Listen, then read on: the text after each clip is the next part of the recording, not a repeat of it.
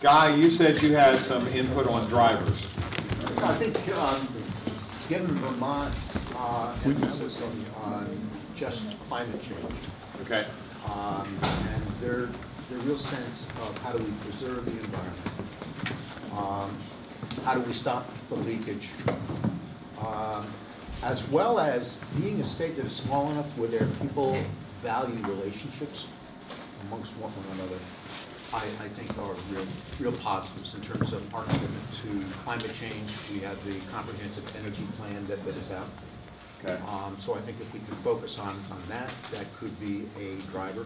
So I can't say it is climate yet. change. Focus on climate change and the fact that we value relationships. We value relationships. Okay, that's important. That's a cultural thing that is somewhat unique about Vermont.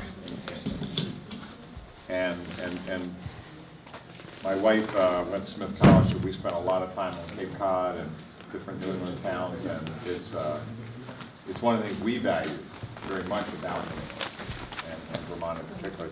In fact, I often comment because the last 5 years we've done a lot of work in Maine, New Hampshire, and Vermont, and in an area that has 40 counties and only 3.2 million people, it is stunning the cultural differences, you know, in such a area, you know, between the three states and different parts of the states. It's pretty interesting.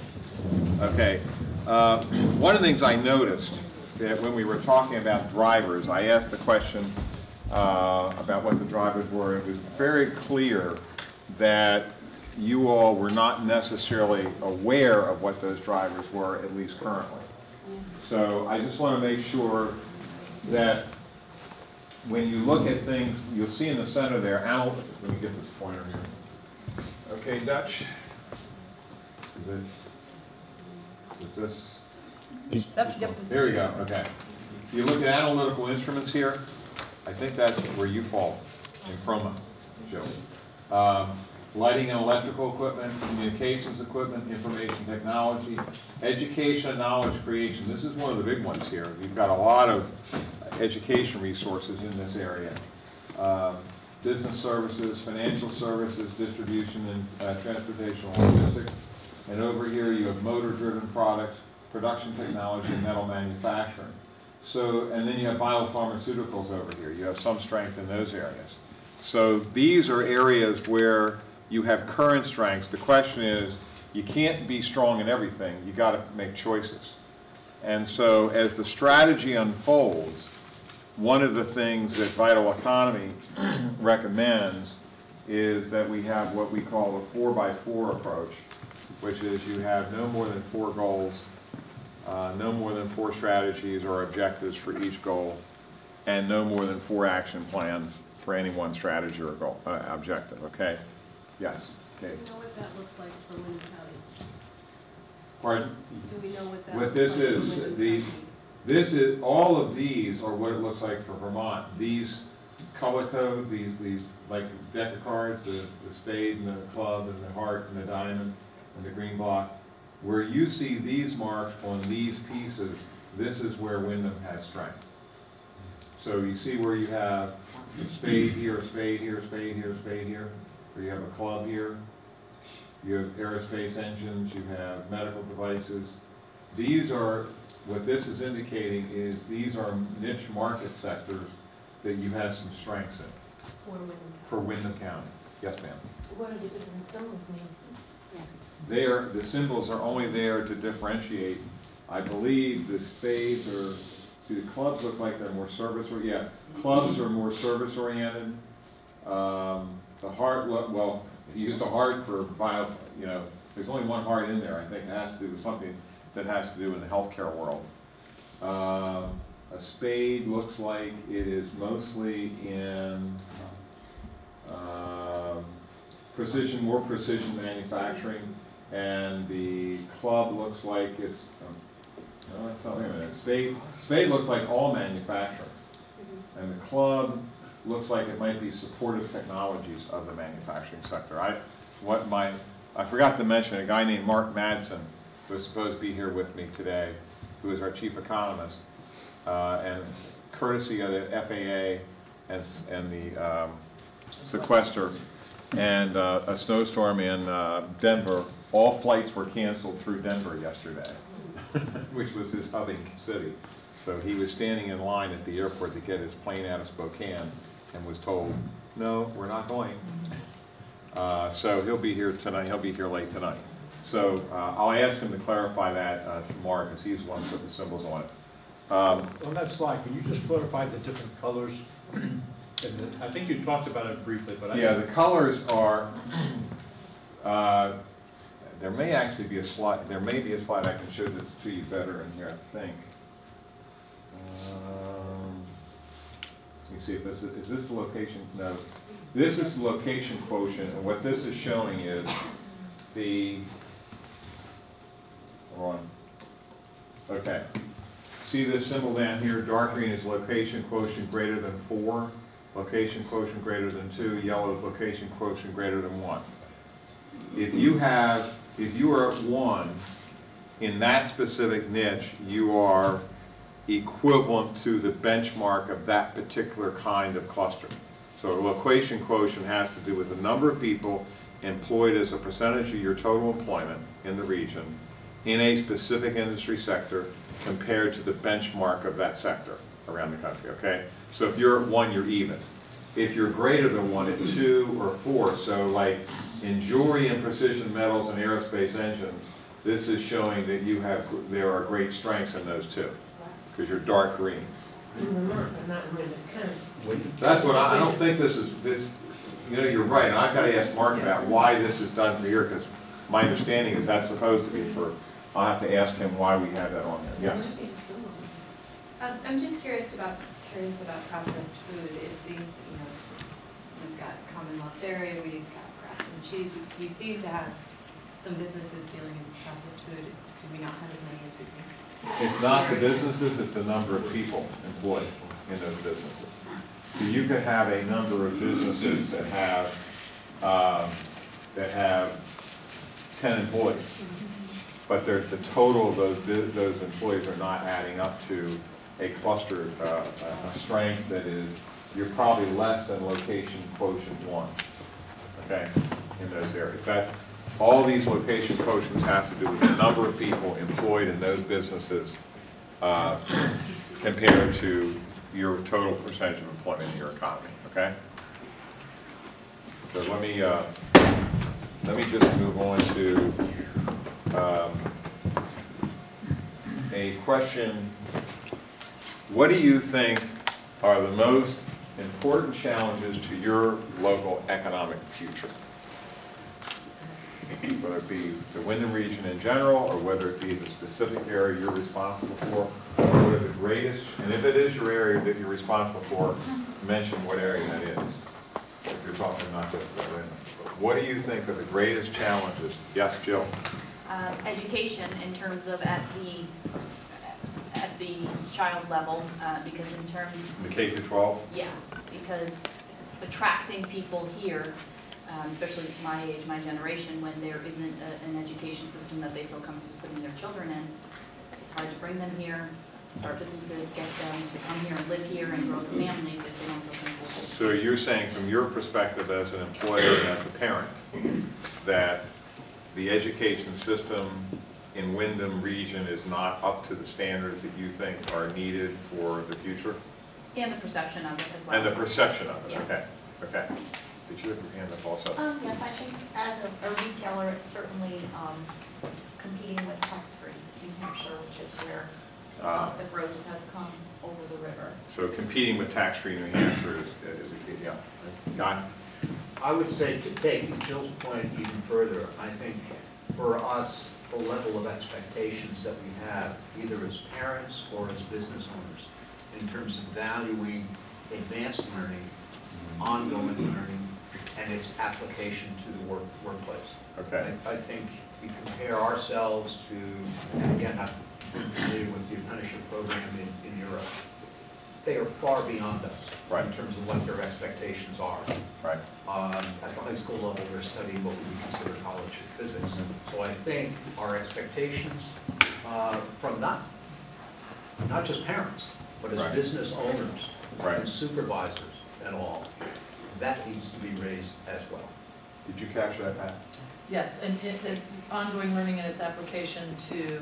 To improvements, to continuous. Yeah. But I think the other point was our population's perception of what is Yeah, needed yeah. is different than, I think, what Jill is saying is her perception of or others' perception of what's going on in the schools isn't adequate. What I hear you saying, Guy, is the population in general it has a perception of what is needed that isn't valid in reference to what global competition is achieving in terms of what they're delivering. Okay, yes?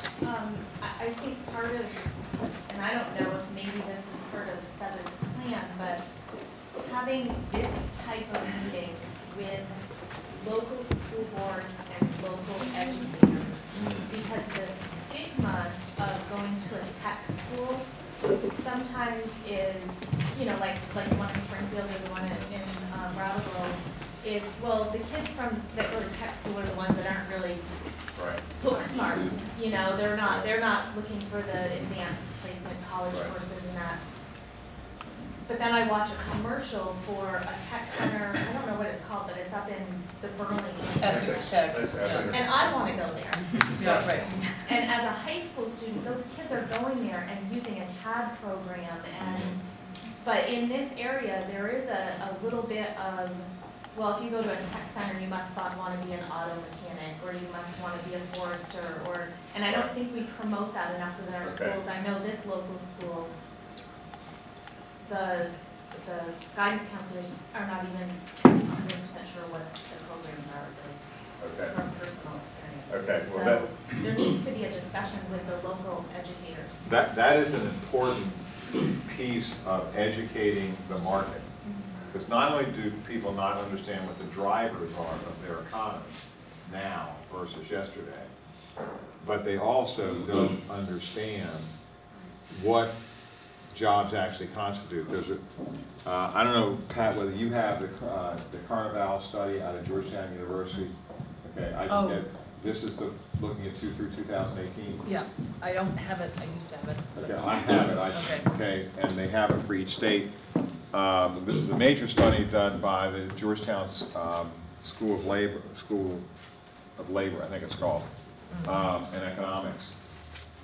They've done a study of the jobs in the United States that will be available in 2018 versus the skill and the skills required and the education required to deliver those skills, and then compared them state by state as to where each state is relative to where the skill level requirements are going to be for those jobs in 2018.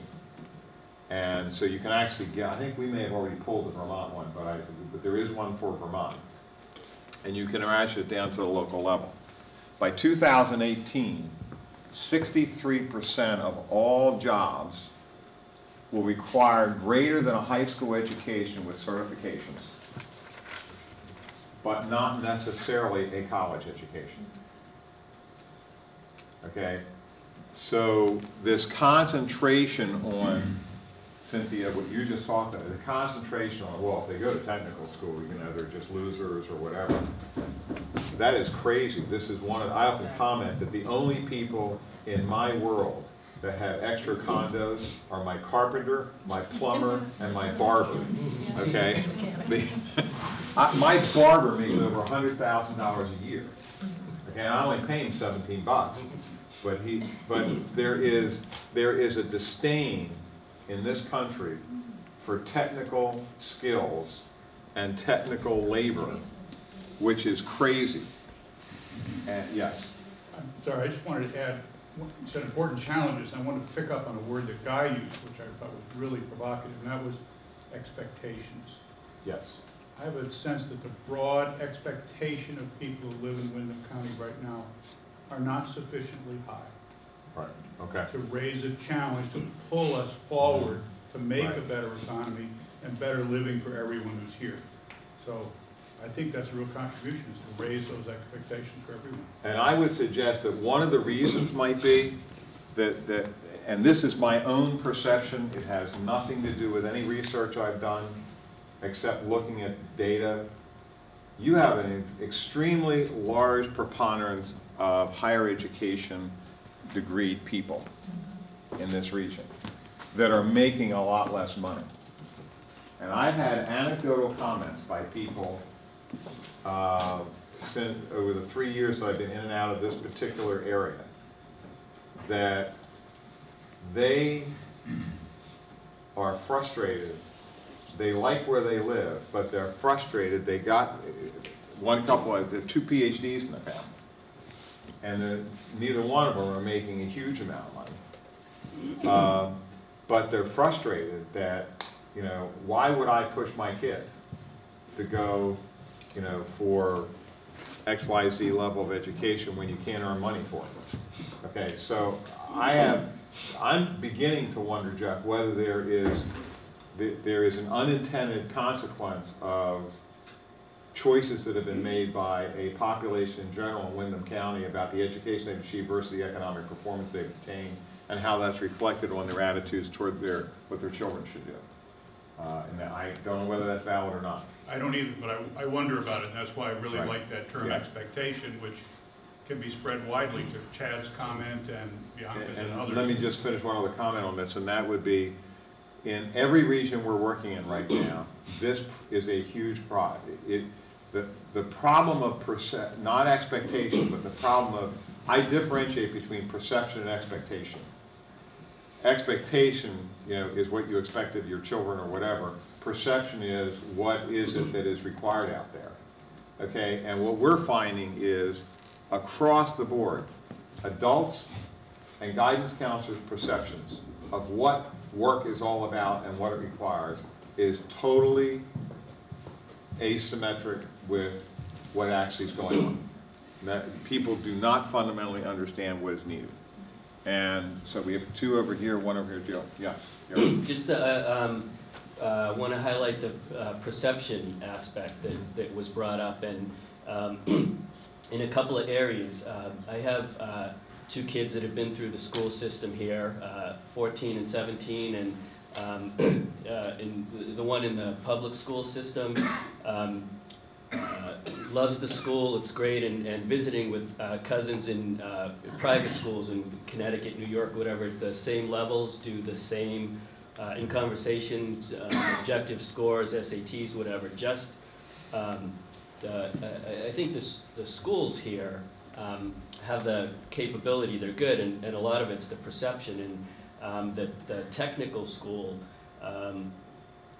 I think that they do offer a lot, and we need to do some of the same types of marketing that the Essex one is doing. A neighbor that was at the culinary program in the Springfield School is working over, we have a great gourmet locavore restaurant, and he came out of the high school, the technical school culinary program, and is cooking with these great chefs that are really respect the work that he's doing, and same within the building trades. They have a cooperative work program, and we have someone from that program working with contractors, and they're certified in all kinds of great skills, including the design programs, and I think it's there, but our perception is carried forward from a ways back when maybe there were more. Let me shift over here, and then I'll go back to you guys. Yes, Joe.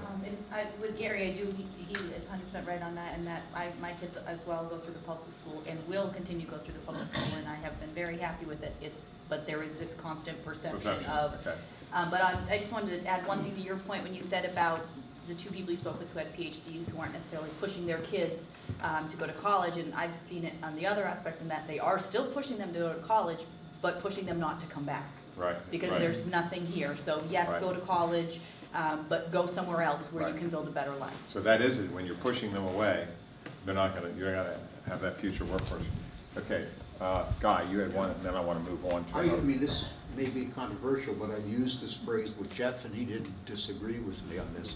The number. Well, if he didn't disagree, if he didn't disagree, it's probably controversial anyway. But I can tell you the number of senior people within organizations that if this phrase was used, the lack of intellectual curiosity.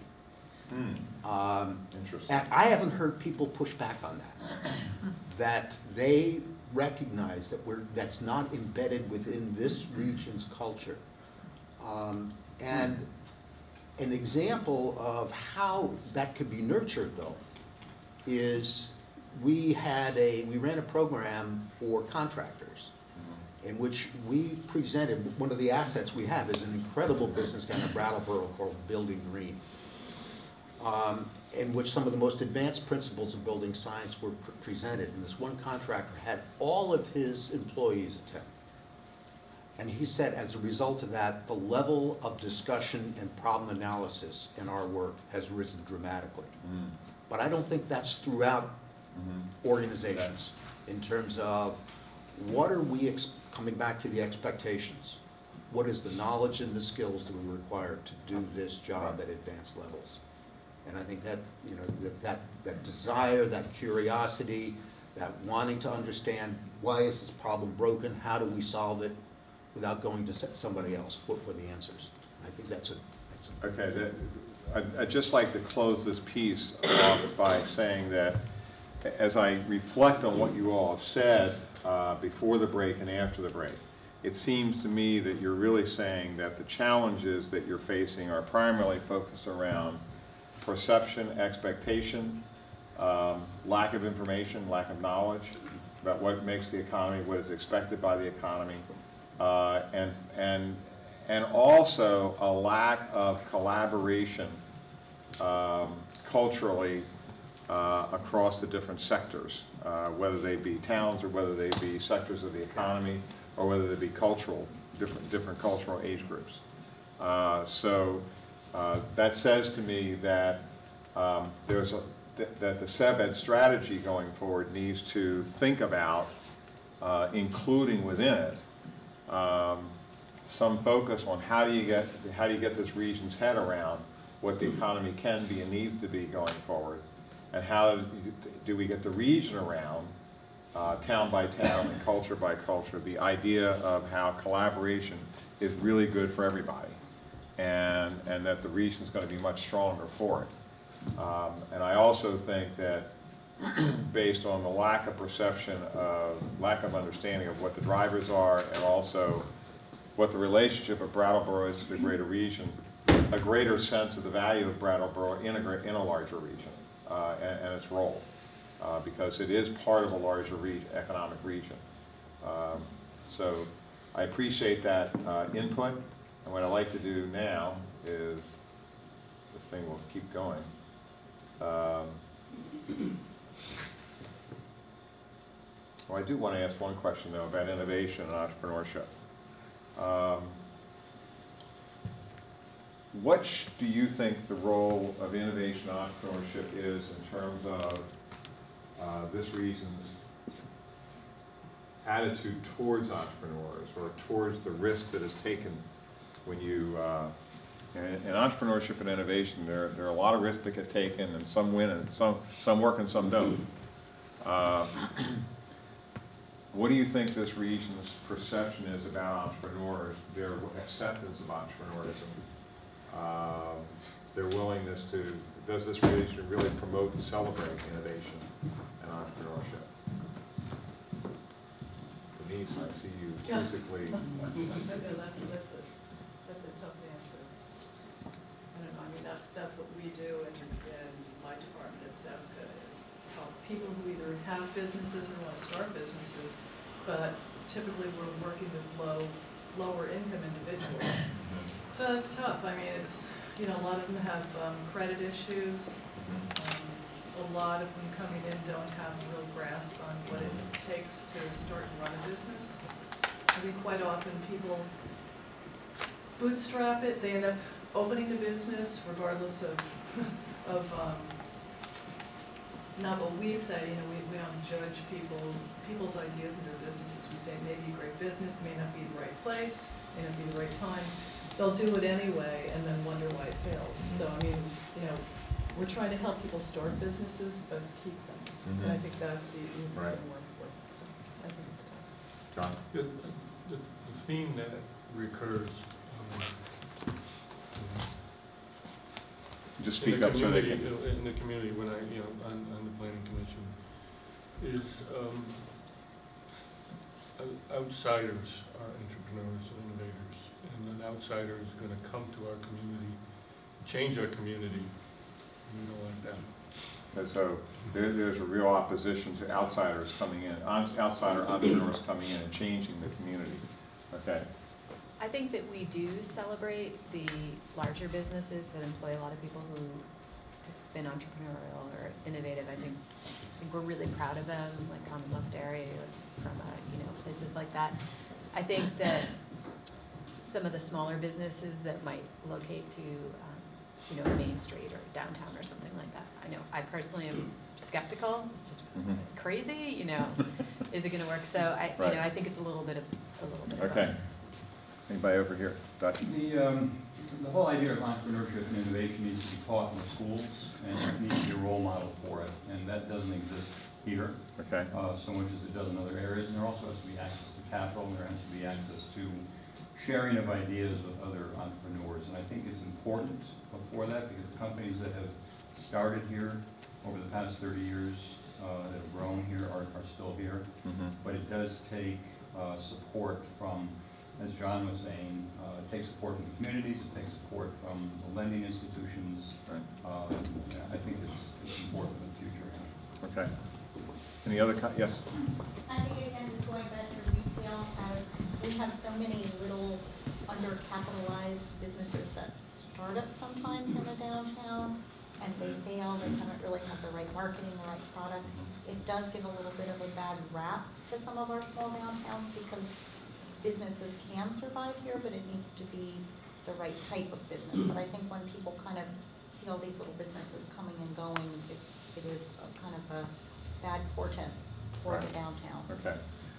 Innovation and entrepreneurship is, first of all, innovation can happen in big companies or small companies. And innovation is the real driver of growth in this economy. Mature businesses have to keep innovating in order to be successful and to continue to grow. And small businesses gain advantage by being innovative and being niche oriented. That's Gary.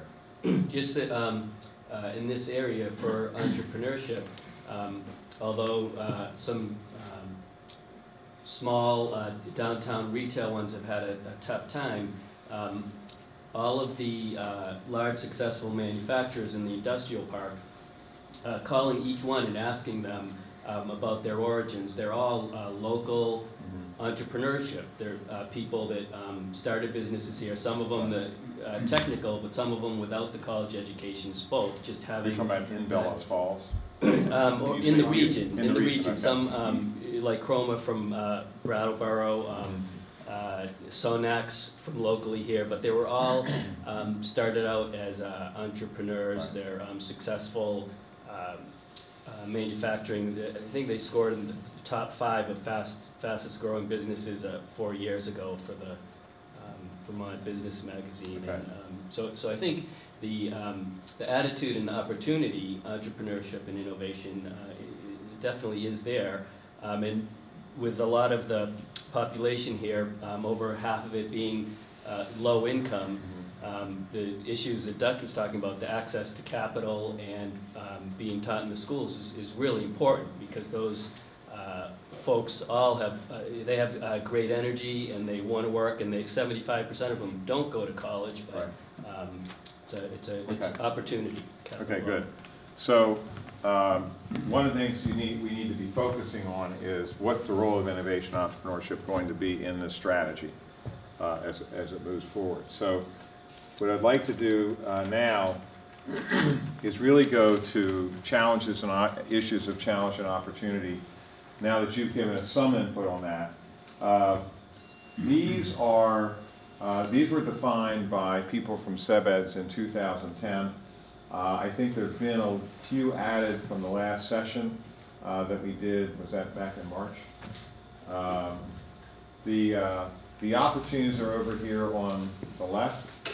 Okay, and you'll see it starts with my brand, culture and arts, access to government, health, the healthcare infrastructure, healthy and health-focused population, manufacturing base over here. God bless you. Thank you. Lack of cell service and broadband was up there. Declining earned income, finding employment. Now this started in 2010. There's been some changes in that since Some, yes, not great. The lack of investment capital, which Dutch, you talked about a little bit, disconnect between education and jobs, lack of critical mass for the region, declining student enrollments, qualified workforce recruitment, lack of innovation, entrepreneurship, and true entrepreneurship. So these were opportunities and challenges that were listed back then. And then there were economic issues that were defined back in 2010. And I'll go through these a little bit instead of having my back to you all. And it drew the implications where if you have low average wage, it limits the ability to attract and retain mid and high level skilled workers, which we talked about. Low earned income as a proportion of personal income, we talked about that the income producing activity declines and so will regional rate of GDP growth. The decreasing percent of population of 25 to 44-year-olds, the weak entrepreneurial climate. And this doesn't mean that you don't have entrepreneurs here. It goes along the line of what Dutch is talking about. You don't have a system supporting an innovation entrepreneurship. So we call that an innovation ecosystem, where you have the capital structures, you have the support development structures, the knowledge transfer structures that need to be in place. And then a weak local economy and local market, that limits the attraction of new capital and investment. And one of the things that's very important here, and I don't want to go back to all the slides, but there is a critical turning point that occurred if you look at all the charts in 2000. It's almost like you all hit a tipping point, and it wasn't up, it was down. And you'd reached enough aging of the population, enough loss of jobs. You even had a situation where you actually had more entrepreneurial kinds of sole proprietorships with much reduced income by those proprietors. So even the ones that were innovating were not making a lot of money. But in 2000, it took a downward turn. And that downward trend has continued. Okay? And it's not even like this. It's going like this. So this weakened economy, when you have all the basic supports, you know, gradually falling out from under you, it's sort of like the frog in the pot. You know, if you put the frog in the water and you turn the heat up slowly, you know, he doesn't know he's going to get killed, but if you throw him into a hot pot, he's going to jump out. Wyndham Region's been in the cool pot, and the heat's just been gradually coming up on it. And so that means you need to have a sense of urgency. So you have both those challenges of opportunity and, no, that does not control the computer, Frank. So one of the things we also looked at was what are the gaps that you have in terms of capacity, which is one of the things that was talked about in the previous slide. Incubators, are there any incubators here now? Depends on how you define incubator. Okay. You take a really broad and gentle definition. Broad and gentle definition goes like this. If it was a deep definition, you go like this. Okay. Okay, this has been a discussion, this whole system of redevelopment, that you don't have a county structure where you have redevelopment authorities and that kind of stuff. And towns often are so small they don't have the capacity to do that. So this whole need for a system for redevelopment has come up time and again. And then the rail and the post-VY planning. One of the things that's so critical about whether you agree or disagree with the VY issue, the simple fact of the matter is if you take a look at the incomes earned by the people that are employed at VY and where they come from, if you eliminate those wages in the economy, if you think the numbers look bad now, they're going to look real bad. And so you've got to find ways to create companies and build industries that will take those kinds of workers at those wage levels to replace that income, or otherwise you think the retail stores have problems now. And the housing market, you're going to have a lot more problems because a significant percentage of those workers actually live in the Wyndham area. I think it's what, a 2/3, 1/3? I was trying to remember I think that it's, Tom asked me that, and I actually think it's 1/3 in Vermont, 1/3 in Massachusetts, and 1/3 in New Hampshire. okay, Right. it's spread around. But even the 1/3 loss in Vermont would be significant in terms of the wages. So they're at the highest level in the income range here. So these are some of the issues that, I keep trying to control that with a pointer, it doesn't work too well. So we're back, so what this then turned into, when we looked at gaps and capacities and opportunities, what we initially looked at was what were the sectors, technology-driven precision manufacturing, high-quality post-secondary education, logistics and distribution, healthcare, hospitality, business and technology services. And you'll see here, and by the way, Guy, notice International Business and Cultural Center of Excellence. That's under high-quality post-secondary education. It leads along the line of some of the things you were talking about. What this is doing is looking at assets back in 2010 and saying, based on these 1, 2, 3, 4, 5, 6 sectors, there is some niche markets in here that could be possibly considered as targets for growing the economy in this region. Now this, granted, is almost 3 years ago. So through the strategy, it needs to be looked at, validated or invalidated, and then we got to select some priorities that'll be focused on. So this gives you a view of the challenges and opportunities. It gives you, and then what we did, we took a look at the macroeconomic trends. We said, okay, what are the issues that are going to affect the SeVEDS region, whether they choose to do something about it? This is what's going to be happening. Okay, we talked about demographics and immigration filling the job growth for the last 15 years. We talked about workforce and the 63% of jobs required beyond a high school education. What we haven't talked about yet, and we're going to talk about in just a few minutes, is quality of place. And this is because knowledge workers, which is where the predominant growth in jobs are, whether it's in agriculture or whether it's in optics or whether it's in basic manufacturing, those families, number one, are focusing on where they want to live, and then they want to work where they live. Okay, so they're going to be making choices around quality of place. I talked about the onshoring and nearshoring opportunity of 5 million new jobs by 2020. This is coming back onshore into the U.S.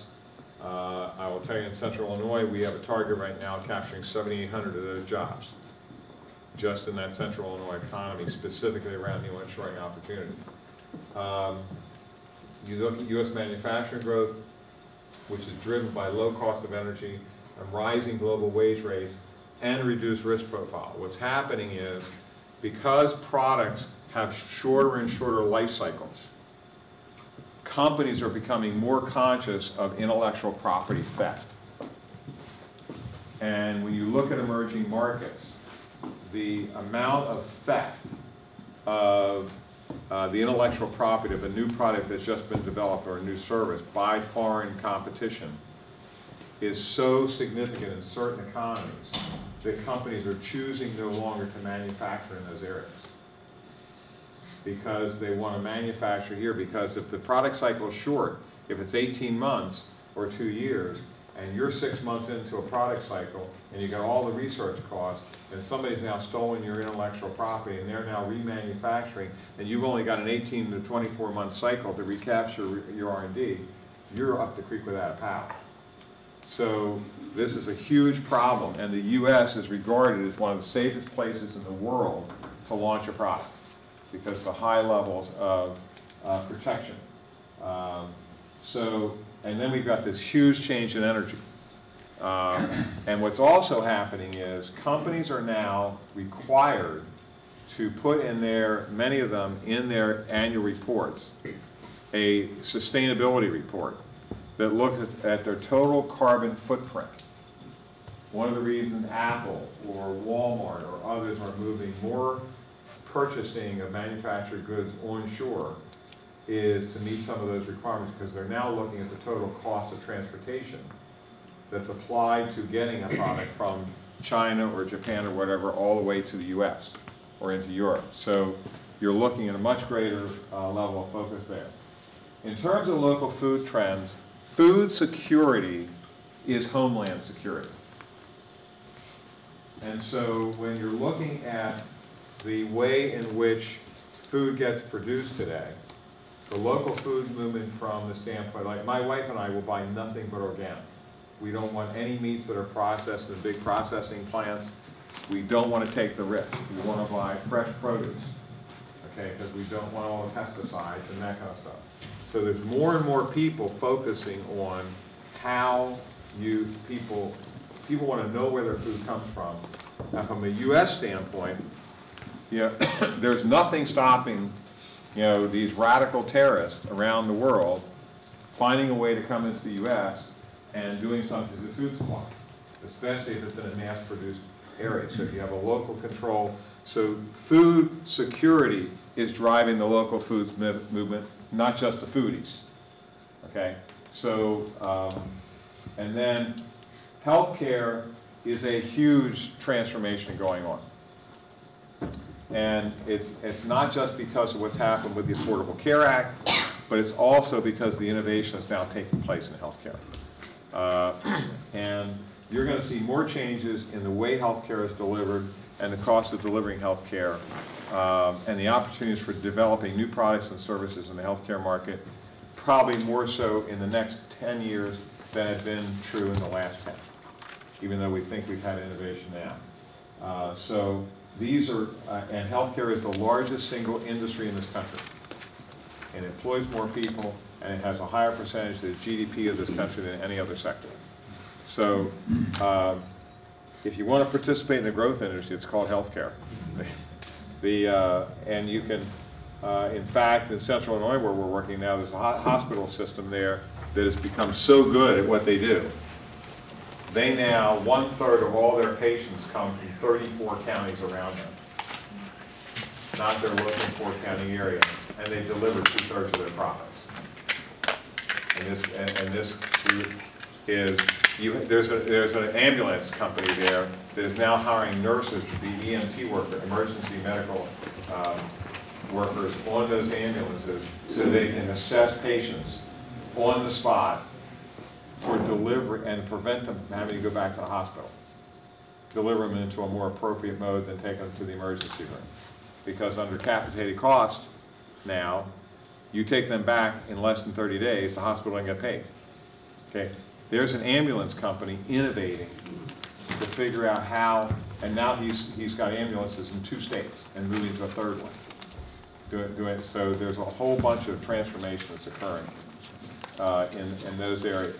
So what I'd like to ask you to think about is, based on these implications, is there anything that I have talked about in this section about the issues of challenge or opportunity that we're focused on, about the implications of some of the data, or about the macro trends that are occurring?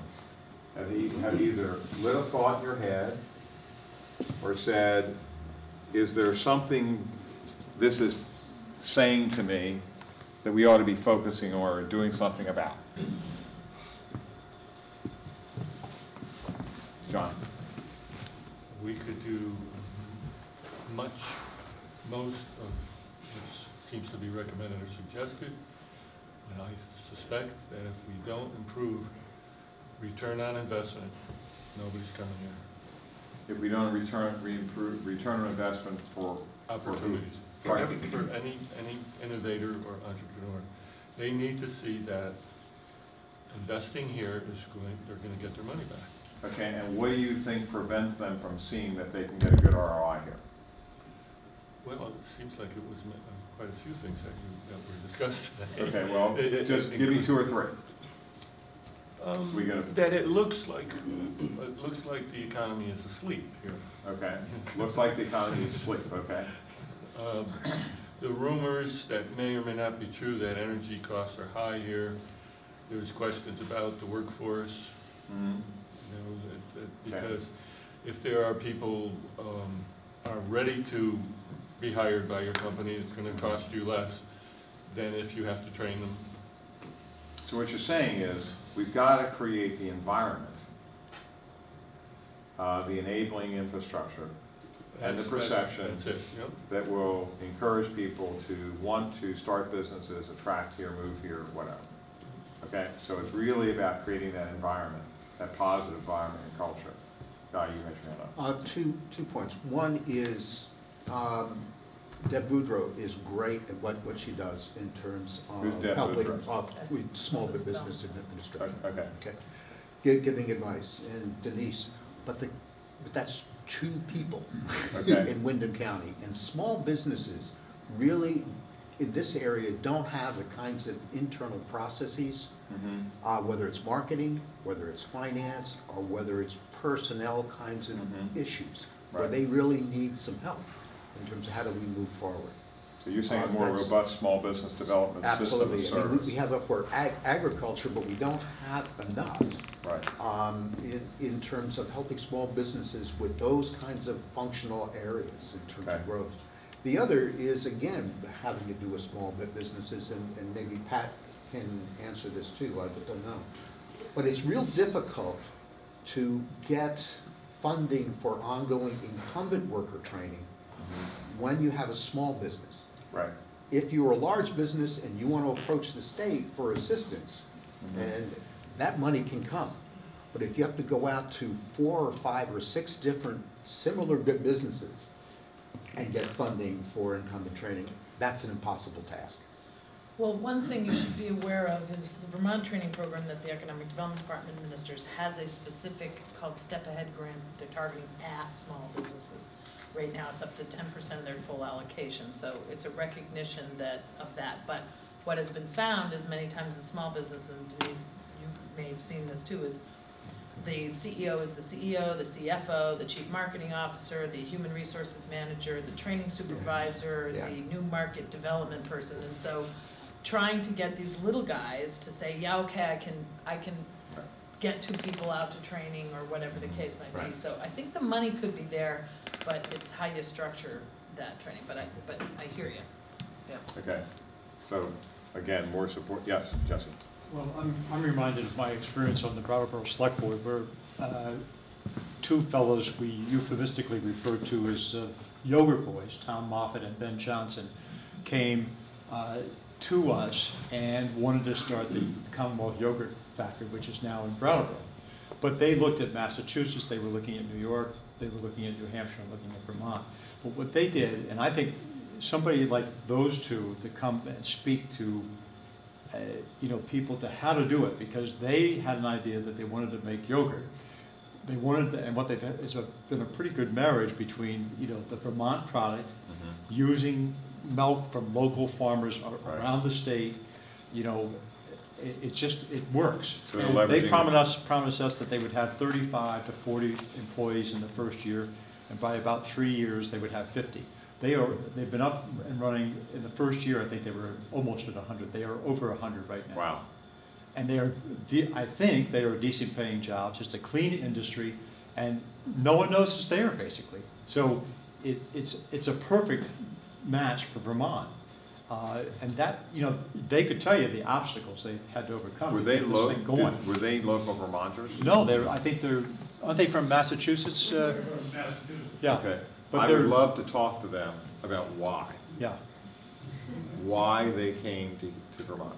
We've done that. Yeah. Okay. So we have a written document. We did a lengthy after-action review after the deal closed to address exactly that question. So we have a documented discussion among the key participants on exactly that point. So Jesse's highlighting a really significant issue in which a number of things came together to make it But to make it work for them. Perseverance. I mean, it took them 3 years to use it. Yeah. Oh, wow. They had to have capital and the backing of banks and the new market tax credits and help from Jeff and his organization, and help from the Brattleboro Select Board in terms of the capital, keeping the taxes stabilized for 10 years, that kind of thing. But they were able to do it. They were able to get through the processing. They were, we talk about, well, the permitting is costly and the permitting is this and that, but they did it. And I think they're going to be very successful. So I think it can be done. I think, we don't need to recreate the wheel. We need that innovation and entrepreneurship, but we need the people like Ben and Tom to come here. Okay. Good. Yes. Well, my mother owns a small business called Hemp Power Bags. She makes and sells all hemp natural bags using. Anyway, living in Halifax, we only have access to dial-up internet. So even talking about bringing in entrepreneurs, it doesn't matter. That's not like, you know, that's not even a problem. The problem is she can't even work the online aspect of her business because just checking her email is a 15-20 minute process that ties up her phone line. So I mean, even like all these things are good, and I mean, I'm sure they had a lot of capital to invest, but like she can't even, her website is straight out of 2001 because she still thinks that like, oh, people need images to load really fast, and it's like she doesn't, you know, there's this gap where just those basic needs for an entrepreneur isn't being met because of the location. And that's like Southern Vermont, like how many of us live on a dirt road where we don't have cell phone service? Right. Okay. You know, and if you're going to run a business out of there, then how do you do that? So that whole issue of communications infrastructure is still an issue that needs to be dealt with. Yes, ma'am. Jesse mentioned the word perseverance, and I think that, well, in that case, it was a good thing. I mean, it's kind of, I don't want to say a drag. It's a challenge that we need to overcome because so many people could walk away. Right. You know, you show somebody a piece of land and it's all wooded and steep and there's no infrastructure to it, or you show them an abandoned building and you can tell them the tools that we can have to get them where they want to be. But it definitely takes perseverance, and I think that we possibly lose out on businesses because, you know, whether it's getting through Act 250 or just, you know, getting their site ready. So again, the enabling infrastructure and reducing the number of roadblocks that may be in the way. Okay, okay. Let's move on to the final section, and we're going to talk about quality of place. And I want to point out a couple things about quality of place. The demographics tell us that the population in the U.S. is moving dramatically to two different experiences and away from one.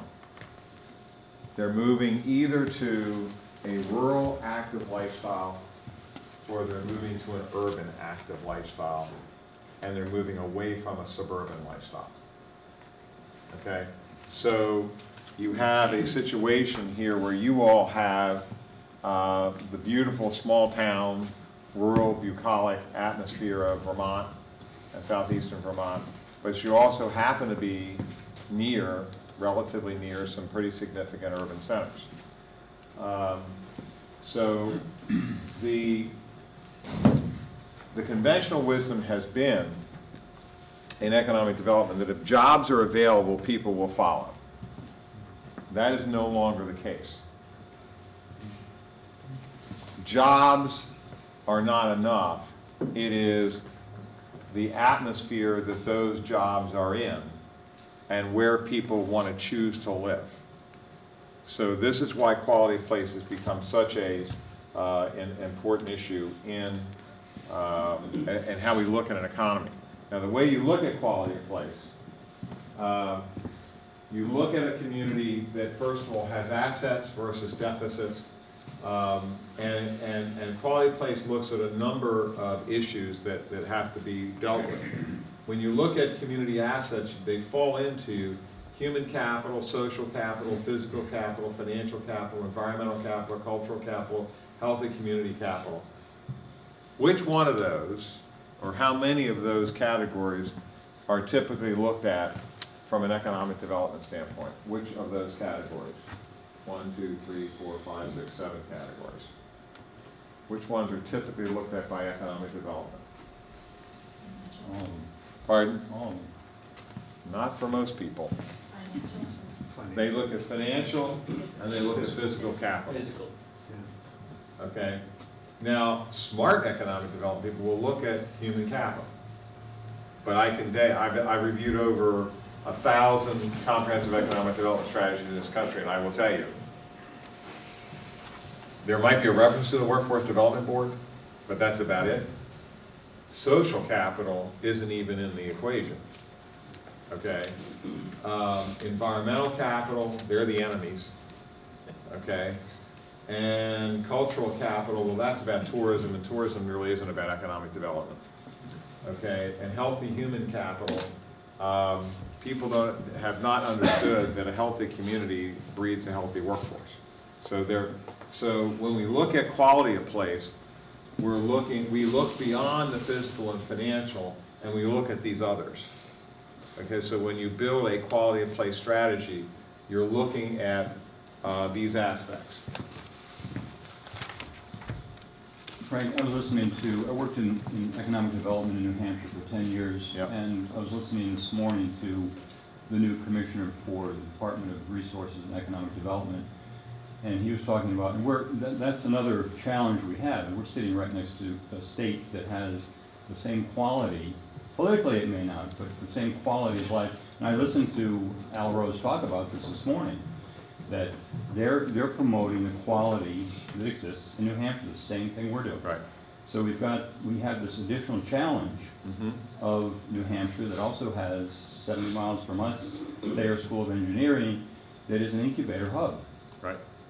And the people that go to Dartmouth stay there because of the quality of life. Right. So, But Dutch, I would say to that I think it's like the one lawyer in town, and when the other lawyer comes into town, the competition, and I think that's good. And I think that will, if people will come to, from Arizona or California, or whatever, come to New Hampshire, but then they might look at Vermont and say, oh, I'd rather be in Vermont. So I think it can be a help to us. I understand the competition part, but I think it also can be a help if we can do what, Frank is talking about here. okay, so that's the yin and yang of the economic development discussion. I mean, the simple fact of the matter is they have gotten their act together around those particular assets, and Vermont hasn't. I mean, the Thayer School, if you take a look at what's happened with the incubator in the Burlington area versus what's happening out of Thayer, there's a world of difference. So the other reason that quality of place is important is that knowledge-based, KBE is knowledge-based enterprises. And knowledge-based enterprises are where most of the job growth is going to be. So if you can have agricultural companies that apply new technology to agricultural innovation, to the way products are processed, and how they get to market, you have knowledge-based workers there. And so in the traditional economy, workers move to be near jobs. Today, companies increasingly look to move to where knowledge workers live. So they're really looking for those knowledge workers now. And when you look at the way the U.S. population has been aging, not anywhere near as fast as Vermont, those 25 to 44-year-olds are in high demand, and especially those that have knowledge worker capability. So they're choosing places to live that provide their families a high quality of life. So quality place strategy deliver livable communities where community and economic development assets are equal partners. And there is a livable community, a set of livable community standards that was adapted by the American Institute of Architecture about 5 years ago, and there are 10 standards. And every town can look at those standards and say, even develop their own livable community strategy around that. I already went over this part. This slide was done for the state of Vermont. It's the Next Generation Workforce Report. And it basically shows that people value, in the yellow, value these issues, vitality, social capital, getting around town. And then they look at whether Vermont offers this. So you'll notice that there's a big distinction between, even though Vermont has this reputation for this high quality of life, when people were interviewed for this study for growing Vermont's next generation workforce, they noticed that there was a real differentiation between what they thought was important and what they thought Vermont offered. And there was a big difference. I mean, when you go from 82% to 62% about having assets around town or looking at after hours, interesting, after hours is pretty good. But look at earning, 88% versus 24% on earnings that they did not. The cost of lifestyle is significant for, yeah, I think, for a lot of us. Yeah, so I mean, it's interesting that the cost of the lifestyle is perceived, is out of whack with the earning potential. So there's a real perception, not just here, that in Vermont, the earning potential is far less, okay, for the lifestyle that you want. So I'm just gonna, but this is available there. So when we look at the elements of quality of place, we want to look at balance. We want to look at the labor market. You know, our knowledge workers are highly labored. You have a thick labor market. That means there's lots of mobility potential. One of the big issues in labor markets is trailing spouse. Is there an equally quality job for the trailing spouse in a family? And oftentimes a person that's being recruited by a company will not move to an area if their trailing spouse can't also find a job in that area that is equally. Notice a sense, somebody's talked about, with Chad still here? Oh, he talked about what is unique, look at sense of place. You know, do you have a sense of place? Okay, active lifestyle, alternative arts and culture, the environment, creativity, innovation, and educational opportunities. All of those are important when we look at quality of place. When we look at a quality of place strategy as part of the SeVEDS strategy, one of the things we're going to try to do is get out of you all and others across the region what defines the quality of place that makes this place special, or what is missing. So what I ask you is what quality of place assets are needed to retain and or attract working families looking for the Vermont brand and also high-value work opportunities. So, and we do believe the Vermont brand is a real asset for anything. Yes? There was one with job mobility, so the ability to take another job with Yes. a company. I think that's really lacking. I know my husband works at a company here in Bellows Falls, and we know the ownership structure, and so we're just kind of like, no, what if that was to leave? We probably would not stay in the area. Okay. Because he's not sure that there would be a job. Okay, so job mobility is a problem, is a real challenge, okay? And that needs to be addressed. Okay, what else? Yes, Katie. There was a mention of What did I just hit? No. Oh, sorry. of education, but one of the things that's important for attracting working families is the availability of childcare birth to age 8. So childcare for the age they're not in school, and also a pre-K program. So exploring, introducing that into your community to broaden out the attractiveness of your community. So you really need to have more 0 to 8 childcare through age 8 and pre-K resources. Okay, to attract. And it's interesting when you notice the decline in 25 to 44-year-olds who are the families that have the children that can be the babysitters and can provide childcare. So that there's a direct connection there. Okay, that's a good one. Yes. I'm curious about the sample for that the chart you pulled up about the what people perceive of Vermont, and like for instance the after hours thing, like that, even though it was only like 60% as opposed to 80%, that even seems high to me as a young person here. As a region or for the state? For the region. This is the state. Well, even for the state, I mean, I think that for young people too, a lot of us don't necessarily always have jobs that are Monday through Friday. Like, I mean, one thing I noticed there is in like the knowledge-based market doesn't necessarily take into account an artist who is working as a barista on the weekends or working at a restaurant to make money, in which case their weekend might be a Sunday, Monday, or a Monday, Tuesday. Right. And this town, Brattleboro, if you want to do, the joke is pretty much that, if everybody goes to bed at 9 o'clock, or at least most people, like the town shuts down at like 8:30. It's like everyone's like, oh, time to go to bed. And like if you are just getting out for the weekend on Monday night and you're like, oh, I want to do something, Northampton, Keene, right, somewhere where there's at least like a population of younger people that are doing something every night of the week. So I mean, some of those things, even as a younger person looking at that, I would almost say the gap's probably wider if the sample was that demographic. The active lifestyle and the nighttime. I had a friend of mine recently talk about a aging community that he was walking through, and he says, at 7 o'clock, you can hear the hum of the electric blankets. It's what we've often been referred to as a social desert. A social desert as opposed to a food For desert. that Okay, after okay. hours, Monday Okay. through Friday, something. Okay. Anything else on quality of place? Yes, John. Quality of place that you feel immediately is when there are local gathering places, public spaces.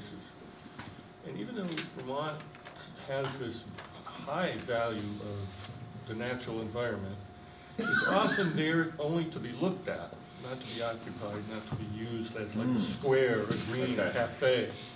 People want the public gathering places, I think. Good point. Good point. Yes, Kate. Creative reuses of historic buildings. Creative reuses of historic buildings. And a lot of that are new adherence to current code. It's very difficult to have historic properties meet the new requirements. Okay, so that's a So it challenge. can financially cripple an organization Right. who's trying to create a reuse of a historic place. Okay. Okay. What I'd like to do now is we're going to, first of all, has this session been productive use of your time? Yes. Okay. Then encourage, if you know people that are, the next sessions are going to be tomorrow Tomorrow morning in Wilmington, tomorrow night in Londonderry. and on Thursday we're in Brattleboro, right? In the Thursday night in Brattleboro. So if you know people that we're going to do the same sessions in each of those 4 areas.